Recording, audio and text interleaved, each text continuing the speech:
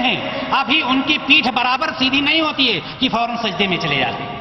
اللہ کے رسول صلی اللہ علیہ وسلم حتی تستوی قائما، یہاں تک کہ سیدھا کھڑے ہو جائیے، یعنی رکوع سے اٹھیے اور رکوع سے اٹھنے کے بعد سیدھا کھڑے ہو جائیے، بالکل سیدھا ہو جائیے۔ اس کے بعد اللہ کے رسول صلی اللہ علیہ وسلم فرماتے ہیں ثم اسجد حتی تطمئن ساجدا، اب جب کھڑے ہو گئے سیدھا، سارے اعضاء اپنی جگہ پر چلے گئے، یہ ابھی پہلی رکعت چل رہی ہے، سارے اعضاء اپنی جگہ پر چلے گئے، آپ صلی اللہ علیہ وسلم نے فرمایا صحابی کو ثم اسجد، اب آپ سجدے میں جائیے۔ سجدہ کیسا ہو، سجدہ کیسے کریں گے، اس کو بھی ہم دیکھ لیں، اور میری مائیں اور بہنیں بھی ساتھ میں رہیں۔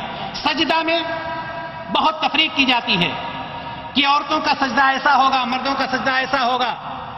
میرے بھائی اور دوستوں اور میری ماں اور بہنوں، میں نے پہلے بتلایا کہ نبی کریم صلی اللہ علیہ وسلم نے فرمایا صلو کما رأیتمونی اصلی، نماز پڑھو جس طرح سے مجھے پڑھتے ہوئے دیکھتے ہو، مرد ہو عورت ہو سب کی نماز ایک طرح ہوگی، کسی کے سجدے میں کوئی فرق نہیں ہوگا۔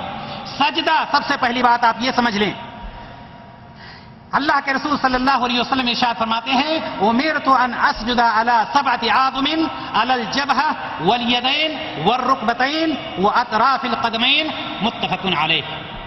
اللہ کے رسول صلی اللہ علیہ وسلم فرماتے ہیں مجھے حکم دیا گیا 7 اعضاء پر سجدہ کرنے کا، مرد ہو عورت ہو جوان ہو بوڑھا ہو کوئی بھی ہو، 7 اعضاء پر سجدہ کرنے کا حکم دیا گیا۔ 7 اعضاء کون سے ہیں؟ پیشانی اور ناک، یہ دونوں ایک، جبہہ اس کو دونوں کو ایک مانا گیا، یہ دونوں لگے ہونے چاہیے۔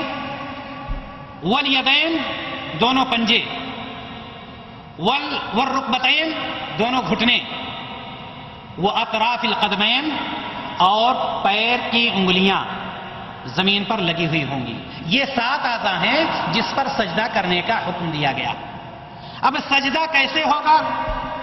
کیا عورتوں کے لیے جو بتلایا جاتا ہے کہ عورتیں اپنے ران ہی پر بیٹھی رہیں، ان کا ہاتھ کوہنی ان کے پیٹ سے لگا رہے، زمین پر چپکی رہیں، کیا یہ حکم دیا گیا ہے؟ نہیں، جواب ہے نہیں۔ جس طرح سے مردوں کو حکم دیا جا رہا ہے ایسے ہی عورتوں کو بھی حکم دیا جا رہا ہے، وہ بھی ویسے ہی سجدہ کریں گی۔ ان کے دونوں ہاتھ، پیشانی اور ناک، دونوں گھٹنے اور دونوں قدم، یہ ہاتھ بغل کا حصہ ان کا بھی خالی ہوگا، دور ہوگا، پیٹ اور ران سے میں بیچ میں فاصلہ ہوگا۔ حدیث میں آتا ہے اتنا فاصلہ ہونا چاہیے کہ بکری کا بچہ اگر گزرنا چاہے تو اس کے نیچے سے گزر جائے۔ سجدہ میں آپ کے یہ بغل کا حصہ اتنا کھلا ہوا ہو کہ باہر دور کا شخص صاف اس بغل کو دیکھ سکتا ہو، نہ کہ چمٹا کر کے جس طرح سے یہ بتلایا جاتا ہے کہ عورتیں بیٹھی رہیں، خاص طور سے عورتوں کے بارے میں، بالکل وہ جیسے بیٹھی ہیں سر کو لے جا کر کے سجدے میں گرا لیتی ہیں۔ یہ چیز نبی کریم صلی اللہ علیہ وسلم سے ثابت نہیں، بلکہ یہ ہے کہ وہ بھی ایسے ہی سجدہ کریں گی جس طرح سے ایک مرد سجدہ کرتا ہے۔ اللہ کے رسول صلی اللہ علیہ وسلم نے فرمایا اعدلوا فی السجود، سجدہ میں اعتدال کرو، ولا یبسط احدکم ذراعیہ انبساط الکلب، رواہ البخاری و مسلم۔ اللہ کے رسول صلی اللہ علیہ وسلم نے فرمایا سجدہ میں اعضاء کو اعتدال میں رکھو، اور تم میں سے کوئی اپنے بازو کو سجدے میں کتے کی طرح نہ بچھائے، یعنی جس طرح سے کتا اپنے ہاتھ کو بچھا کر کے بیٹھ جاتا ہے، نہیں، ہمارا ہاتھ بالکل اٹھا ہونا چاہیے، یہ پنجہ صرف لگا ہوگا، یہ کوہنی زمین سے دور ہوگی، نہ کہ زمین پر لگی ہوئی ہو، چاہے وہ مرد ہو چاہے عورت ہو، ہر ایک کو ایک ہی حکم دیا گیا ہے۔ اس لیے ہمیں اور آپ کو یہ چاہیے کہ سجدے کی حالت میں جب ہم جائیں تو ہماری کوہنی اٹھی ہونی چاہیے، اور ہمارا دونوں پنجے ہمارے لگے ہوں، پیشانی اور ناک لگی ہو، گھٹنے لگے ہوں، اور دونوں پیروں کے کنارے کے حصے یعنی انگلیاں لگی ہوئی ہوں۔ اس کے بعد آئیے ہم دیکھتے ہیں کہ اللہ کے رسول صلی اللہ علیہ وسلم آگے کیا ارشاد فرماتے ہیں۔ اذا سجدت فدع کفیک وارفع مرفقیک، رواہ مسلم۔ اللہ کے رسول صلی اللہ علیہ وسلم نے فرمایا جب تم سجدہ کرو تو اپنی ہتھیلیاں زمین پر رکھو اور کوہنیاں زمین سے اٹھائے رکھو۔ اب یہ بتلائیے مردوں کے لیے بھی یا عورتوں کے لیے؟ ظاہر سی بات ہے ہر ایک کے لیے۔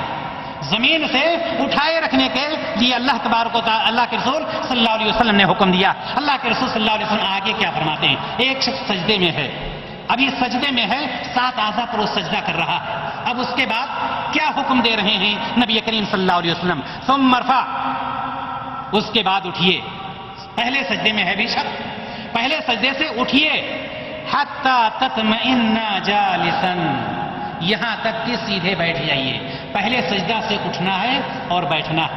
آپ دیکھیں کتنے لوگوں کو کہ پہلے سجدے سے اٹھے، ابھی پورا بیٹھے بھی نہیں تھے کہ پھر سجدے میں چلے گئے. نبی کریم صلی اللہ علیہ وسلم فرماتے ہیں حتی تطمئن جالسا، یہاں تک کہ بالکل اطمینان ہو جائے بیٹھنے کر کے اطمینان ہو جائے. اور کیا وہاں پر کوئی دعا بھی ہے؟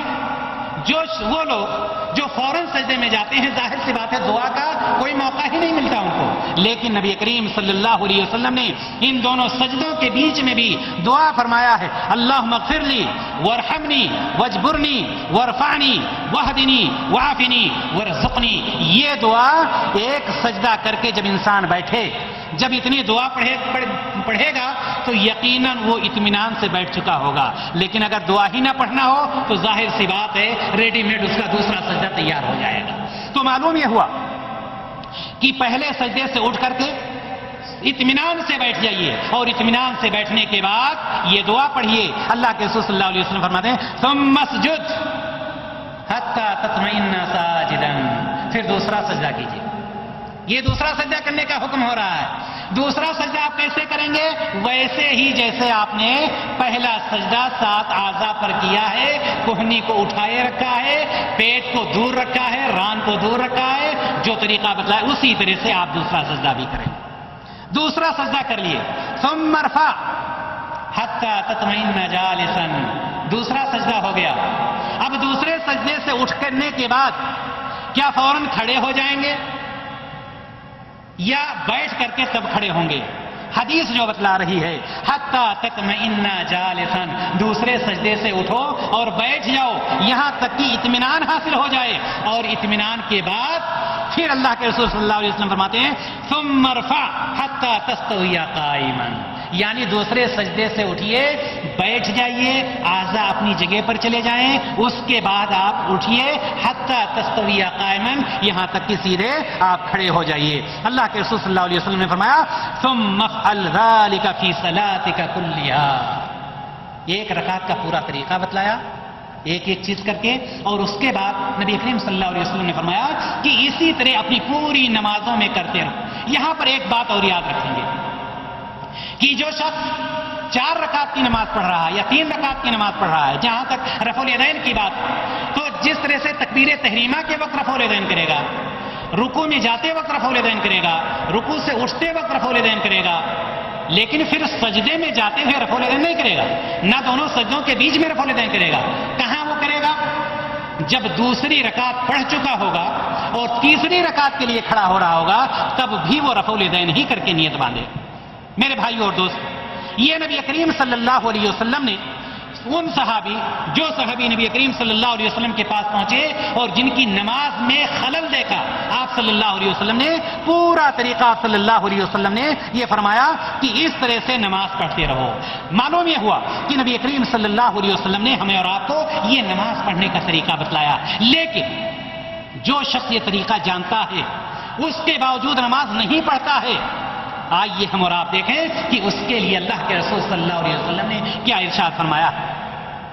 حضرت سمرہ بن جندب رضی اللہ تعالیٰ عنہ فرماتے، روایت ہے ان کی کہ نبی کریم صلی اللہ علیہ وسلم نے فرمایا کہ جو شخص قرآن یاد کر کے بھلا دیتا ہے اور جو فرض نماز پڑھے بغیر سو جاتا ہے، مرد ہو، عورت ہو، جوان ہو، بوڑھا ہو، کوئی بھی ہو، قرآن یاد کر کے بھلا دے، بغیر نماز پڑھے ہوئے سو جائے، اللہ کے رسول صلی اللہ علیہ وسلم نے فرمایا قیامت کے دن اس کا سر پتھر سے کچلا جائے گا. یہ بخاری کی روایت ہے. پتھر سے کچلا جائے گا. اور پتھر سے کچلنے کی بات آئی ہے، آپ تھوڑی دیر کے لیے معراج کے واقعے میں چلے جائیں. نبی کریم صلی اللہ علیہ وسلم فرماتے کہ مجھے جب معراج کرایا گیا تو بہت ساری چیزیں دکھائی گئیں. وہاں پر میں نے یہ بھی دیکھا کہ ایک ایسا شخص ہے جس کو پتھر سے مارا جاتا ہے، اس کا سر چور چور ہو جاتا ہے.